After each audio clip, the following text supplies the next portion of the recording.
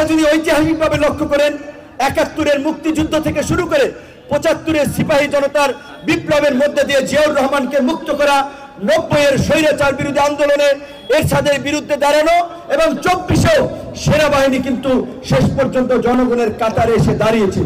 কাজেই সেনাবাহিনীকে কিংবা পুলিশকে কোন বাহিনী সংস্থা প্রতিষ্ঠানকে বিতর্কিত করা যাবে না। এগুলো রাষ্ট্রীয় প্রতিষ্ঠান, আমার আপনার ভ্যাট ট্যাক্সের পয়সায় চলে। আমরা যারাই সরকার গঠন করি, রাষ্ট্র চালাই, রাষ্ট্র চালাতে এই প্রতিষ্ঠানগুলোকে আমাদের লাগবে।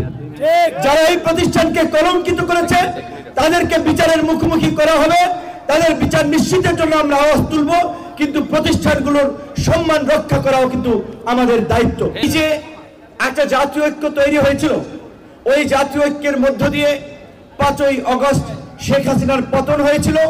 ৫ই আগস্ট জনতা রায় দিয়েছে আওয়ামী লীগ এদেশের রাজনীতি থেকে বাতিল। সেই বাতিল মালকে আর ফিরিয়ে আনার কেউ চেষ্টা করবেন না। এই চাঁদপুরে এই বালুখেকো সেলিম থেকে ভূমিদস্যু, বিভিন্ন দখলবাজ, চাঁদাবাজ, জুলুমকারী, তাদের অত্যাচারে আপনারা অতিষ্ঠ ছিলেন।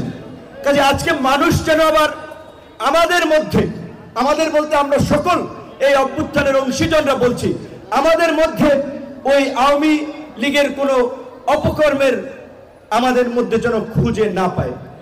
মানুষ যেন না বলতে পারে আগেই ভালো ছিলাম, এই কথাটি যেন মানুষ না বলতে পারে। আমাদের সেটি মনের মগজে মনে রাখতে হবে। আমাদের আচরণে, আমাদের কর্মকাণ্ডে মানুষ যেন কষ্ট না পায়, মানুষ যেন ভুক্তভোগী না হয়।